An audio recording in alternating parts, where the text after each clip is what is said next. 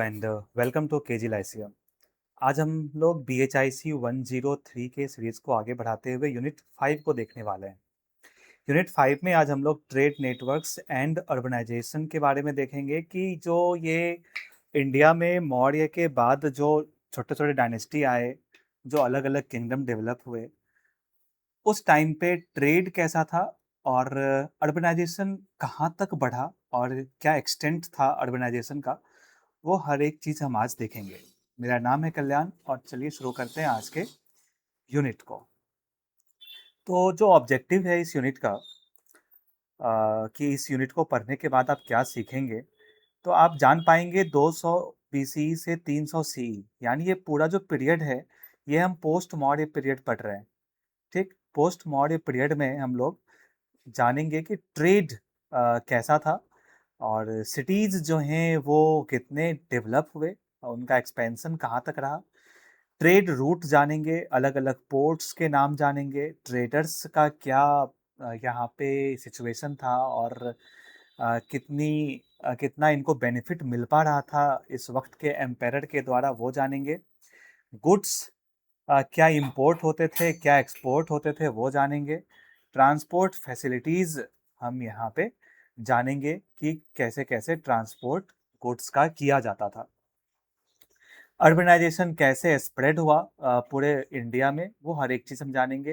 Role of rulers का जो है वो क्या रोल रहा था कि वो ट्रेड को एनकरेज करे, ट्रेडर्स को वो क्या बेनिफिट देते थे, और इम्पोर्टेंट सिटीज़ को हम जानेंगे। इंट्रोडक्शन की बात करें तो ये जो पीरियड है 200 BCE से लेकर के 300 CE तक, ये पीरियड में हम देखते हैं स्ट्रॉन्ग ग्रोथ ऑफ ट्रेड। चाहे वो लोकल ट्रेड हो, चाहे वो डिस्टेंस ट्रेड जो है कुछ दूरी का हो, इवन ओवरसीज ट्रेड हो, अगर एक देश से दूसरे देश वाया ये सी रूट अगर ट्रेड हो, ये सब काफ़ी स्ट्रॉन्ग हमें इस टाइम पे देखने को मिलता है।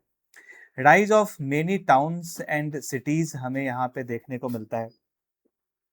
मर्चेंट्स जो हैं वो एक बड़ा रोल यहाँ पे प्ले करते हैं इंडियन इकोनॉमी में, अपना एक वो इम्पोर्टेंस एक इम्पोर्टेंट प्लेस बनकर आते हैं और इकोनॉमी जो है इस वजह से थोड़ा ग्रो करता है। इंडिया का ट्रेड हम सेंट्रल एशिया के साथ, वेस्ट एशिया के साथ, Mediterranean, south east Asia, even China तक हम यहाँ पे ट्रेड को देख रहे हैं। बैकग्राउंड की बात करें, बैकग्राउंड की अगर हम बात करें यहाँ पे, तो आयरन टूल का खोज हो चुका था। इरिगेशन जो है वो बहुत ज़्यादा फल फूल रहा था, क्योंकि आयरन ट्रेड के आने के बाद से जो है इरिगेशन है वो ज़्यादा होने लगा और सरप्लस प्रोडक्शन होने लगा। क्यों अब एग्रीकल्चर का सरप्लस प्रोडक्शन होने लगा, तो अब अलग-अलग ऑक्यूपेशन भी लोग अपनाने लगे, जैसे क्राफ्ट्समैन आने लगे, ट्रेडर्स आने लगे। ये सब का काम था ऑब्जेक्ट बनाना, टेराकोटा बनाना, क्राफ्ट बनाना, और इस वजह से एक क्या होता है, मार्केट, प्रॉपर मार्केट का यहाँ हमें राइज देखने को मिलता है, जिसको हम लोग मंडी भी कहते हैं, जहाँ पे एग्रीकल्चर के अलावा भी दूसरे सामान यहाँ पे बिकते थे। यानी हम कह सकते हैं कि नॉन फार्म वर्क जो है अब उस पे भी लोग ध्यान देने लगे, जब एग्रीकल्चर में काफ़ी कुछ सरप्लस हमें देखने को मिला। मौर्य एक्सपेंशन हमें पेनिनसुलर इंडिया तक दिखता है, जो कि नॉर्थ इंडिया और साउथ इंडिया के बीच एक ट्रेड लिंक बना दिया था। अ, जैसे कि क्या देख रहे हैं यहाँ पे, Maurya expansion into peninsular India. तो मौर्य का एक्सपेंशन क्या हुआ, पेनिनसुला इंडिया पे होता है, जो कि नॉर्थ इंडिया का कांटेक्ट साउथ इंडिया के जरिए तक करता है, और इसको हम लोग दक्षिण पथ कहते थे। जो ट्रेड रूट नॉर्थ इंडिया को साउथ इंडिया से जोड़ता था, उसको दक्षिण पथ कहते थे। तो इससे भी ट्रेड लंबी लंबी दूरी तक अब होना शुरू हो गया था। इंडो रोमन ट्रेड भी हम यहाँ देखते हैं कि बहुत ज़्यादा दिख रहा था, लैंड से कनेक्टेड था इंडो रोमन एरिया। सी रूट के साथ भी ये ट्रेड होता था, लेकिन यहाँ पे हम इंडो रोमन ट्रेड हम मौर्य पीरियड में भी देखते थे कि अच्छा खासा ट्रेड हो रहा था। इस पोस्ट मौर्य पीरियड के बाद भी हमें ट्रेड देखने को मिलता है। क्राफ्ट स्पेशलाइजेशन हमें यहाँ पे बढ़ता हुआ देखने को मिला कि लोग जो हैं अलग-अलग चीज़ें बनाने में भी एक्सपर्ट होने लगे थे। जैसे पॉटरी का काम, बीड का काम, ग्लास, टेक्सटाइल्स ये सब अब बनने लगा था। सारे रीजन एक समान नहीं थे। कुछ अलग-अलग तरीके से अपनी लाइफ़स्टाइल को जी रहे थे। ट्रेड भी वो अपने हिसाब से कर रहे थे। अब हम जानते हैं सोर्सेज़ कि किस-किस सोर्सेज़ से हमें पता चलता है जो हम ट्रेड के बारे में पढ़ रहे हैं, जो इकोनॉमिकल कंडीशन पढ़ रहे हैं इस पीरियड में। तो सबसे पहला तो इंस्क्रिप्शन है कि ढेर सारे ऐसे इंस्क्रिप्शन हैं जहाँ हमें डोनेशन देखने को मिला है कि डोनेट किया जाता था लैंड वगैरह, या जहाँ पे मार्केट लगता है वो लैंड डोनेट किया जाता था। तो वो सारे डोनर्स के बारे में एक डिटेल्स इंस्क्रिप्शन में हमें देखने को मिल जाता है। कॉइन्स तभी बहुत स्ट्रॉन्ग होगा, मजबूत होगा, इवन महँगे-महँगे मेटल्स के कॉइन्स तब बनेंगे, जब ट्रेड बहुत ही ज़्यादा ग्रो करेगा। तो कॉइन भी हमें बहुत ज़्यादा मेटल कॉइन्स देखने को मिल जाता है। बड़े-बड़े होर्ड्स हमें कॉइन के दिखते हैं एक्सकवेशन करने पे। तो ये हमें दिखाता है कि एक एक्टिव ट्रेड रहा होगा, इसलिए कॉइन बहुत ज़्यादा मात्रा में हमें यहाँ देखने को मिलता है। आर्कियोलॉजिकल सोर्सेज इंपॉर्टेंट हैं ही। एक्सकवेशंस रिवील करता है टाउन प्लानिंग कैसा था, घर कैसे थे, utensils, jewellery and luxury goods कैसे थे, और ये सब हमें आर्कियोलॉजिकल सोर्सेज जो हैं एक बहुत ही डेवलप्ड सिटीज़ के बारे में बताता है। इट मीन्स कि इस वक्त भी इकोनॉमी जो है इस एरिया का बहुत डेवलप्ड था, ट्रेड बहुत डेवलप्ड था। कुछ टेक्स्ट्स हैं जैसे मनुस्मृति, यहाँ से हमें पता चलता है, ठीक? यज्ञवालक की स्मृति, ये सबसे हमें पता चलता है इंडियन सोसाइटी में इकोनॉमी का क्या कंट्रीब्यूशन रहा था और ट्रेड कैसा चल रहा था।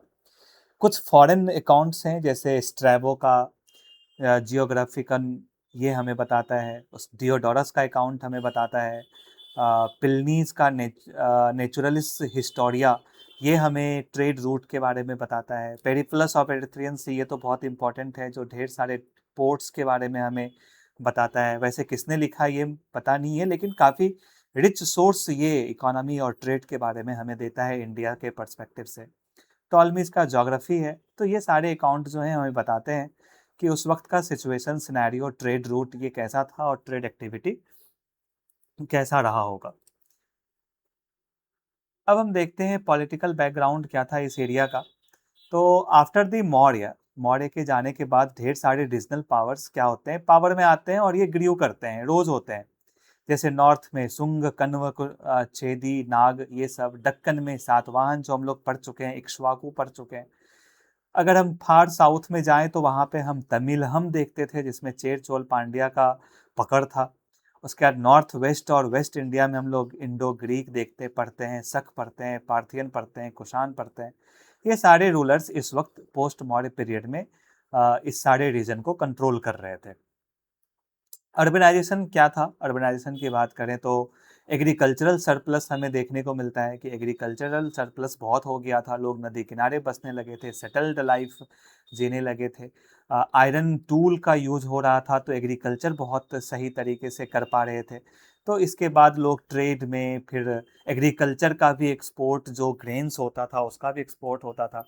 तो ये सब चीज़ ट्रेड को बढ़ावा दिया। कुछ क्राफ्ट्स आए और ये सबको रेगुलेट करने के लिए बेटर एडमिनिस्ट्रेशन की ज़रूरत थी, तो एडमिनिस्ट्रेशन भी किंग के द्वारा लाया गया था। इम्पोर्टेंट सिटीज़ की बात करें, जो सिटीज़ शहर आप कह सकते हैं कि बड़े-बड़े शहर जो थे, वो तक्षशिला था। तक्षशिला में हमें 3 माउंट्स मिलते हैं, जैसे भीर, सिरकप और सिरसुख का।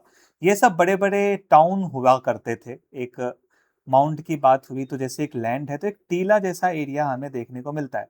अब टीला वाला एरिया जो एक्सकवेशन में आर्कियोलॉजिस्ट को मिलता है, इसका मतलब ये ऊँचा एरिया था, सिक्योर एरिया था और यहाँ पे टाउन्स होंगे।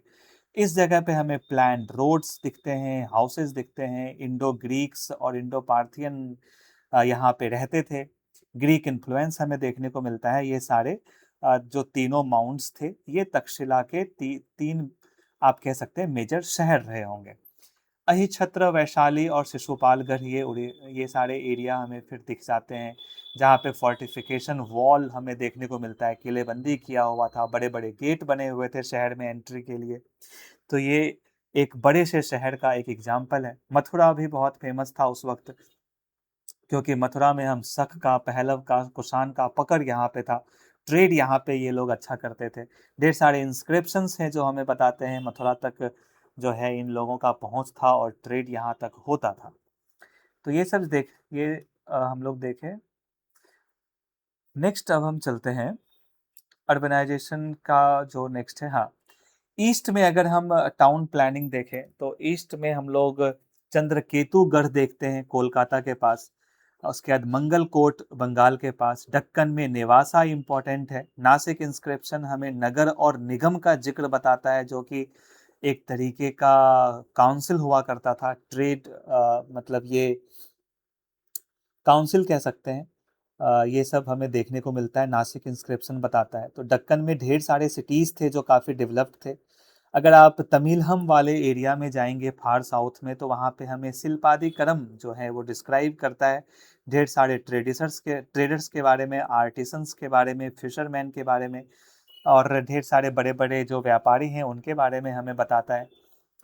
शिल्पादिकरम हमें लाइट हाउस के बारे में बताता है कि राजा जो है लाइट हाउस बना के रखते थे, ट्रेडर्स को दिक्कत ना हो।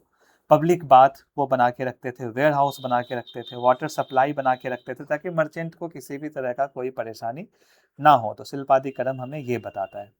तो साउथ में जो इम्पोर्टेंट शहर था वो मदुरा था। मदुरा जो है वो डेवलप्ड सिटीज रहा होगा, यहाँ पे ट्रेड अच्छे खासे होते होंगे। जो भी सिटीज थे वो वेल प्लान्ड थे, वॉल के बने हुए थे, रोड बने हुए थे, ब्रिक हाउसेस थे, पब्लिक एमिनिटीज हमें वहां देखने को मिलता है ताकि लोगों को ट्रेड के समय कोई भी दिक्कत ना आए।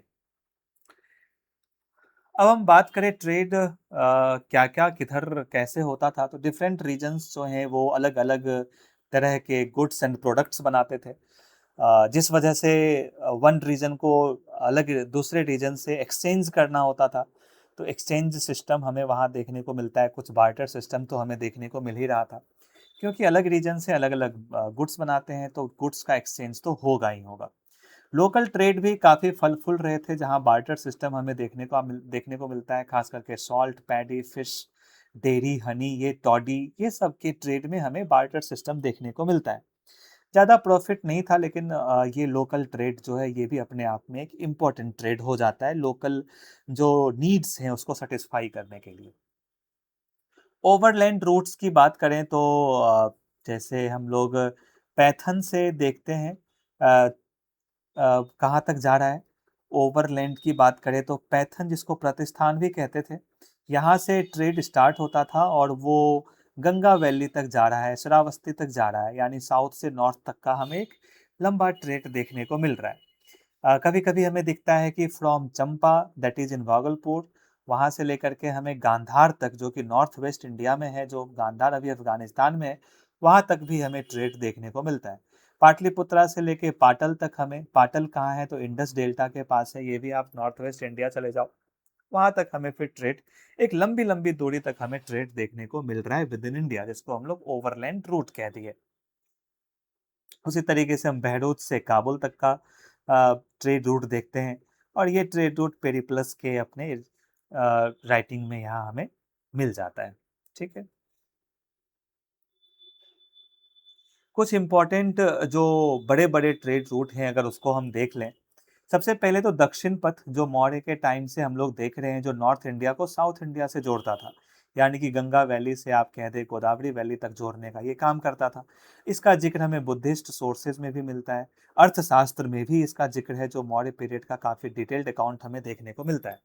साउथ जो है वो नॉर्थ को, साउथ इंडिया नॉर्थ को कोंच शेल, जिसको हम लोग शंख बोलते हैं, जो पूजा पाठ में काम आता है, वो diamonds, pearls, precious stones, gold, fine textiles, ये सब हमें उत्तर की दिशा में, दक्षिण की दिशा से ट्रेड किया जाता था।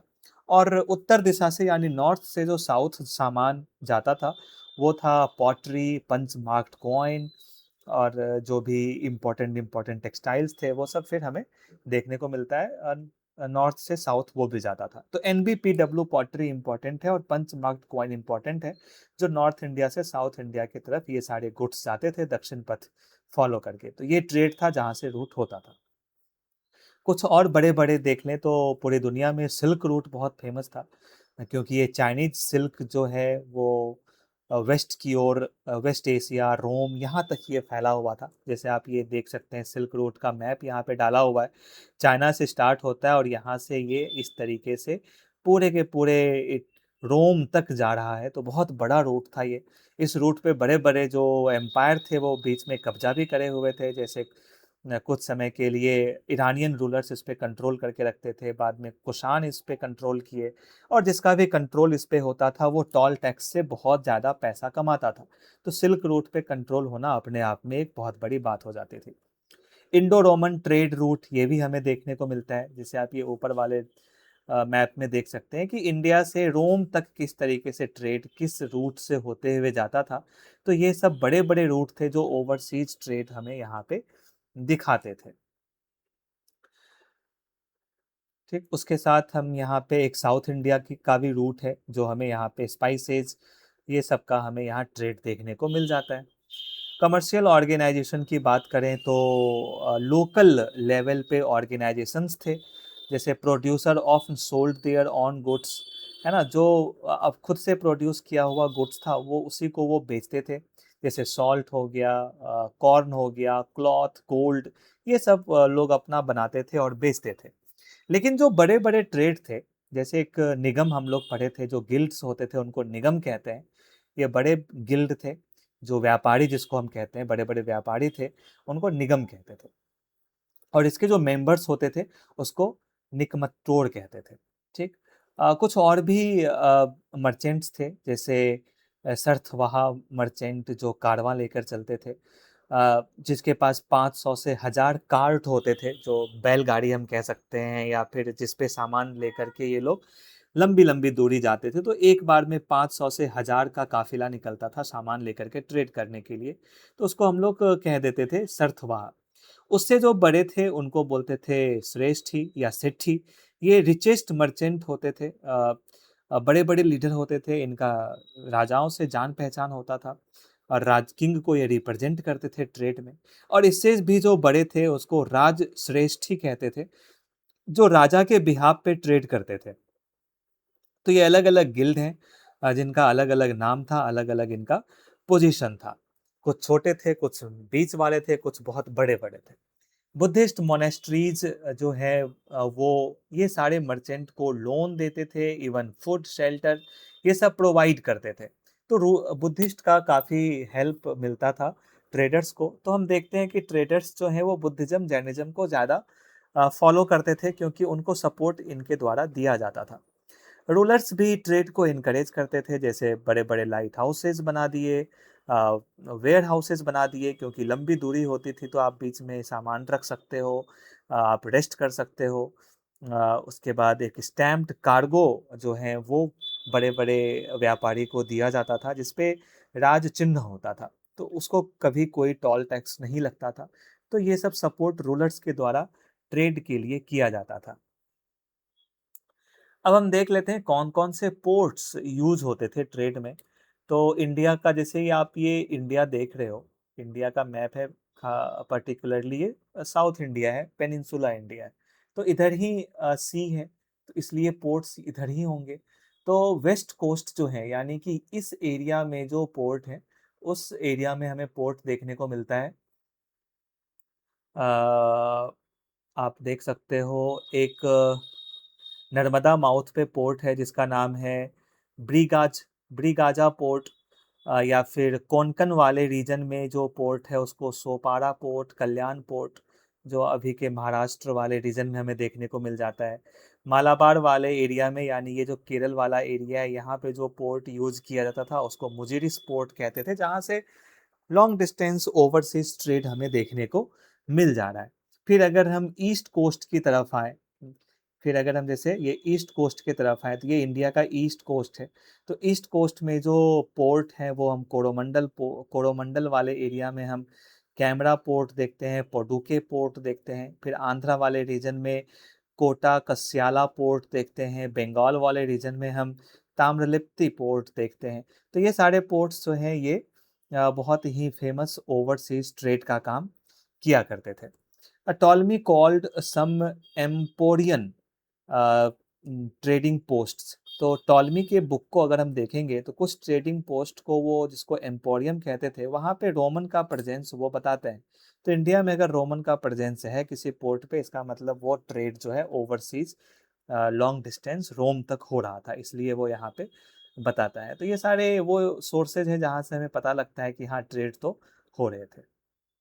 आर्टिकल्स क्या-क्या थे जो हम ओवरसीज़ ट्रेड में इंपोर्ट और एक्सपोर्ट करते थे, जो इंडिया से बाहर जाते थे और आते थे। तो जो इंडिया से एक्सपोर्ट किया जाता था, वो था स्पाइसेस, हर्ब्स जैसे ब्लैक पेपर, ये सब सिनाबर, ये सब चीज़ जो है एक्सपोर्ट होता था।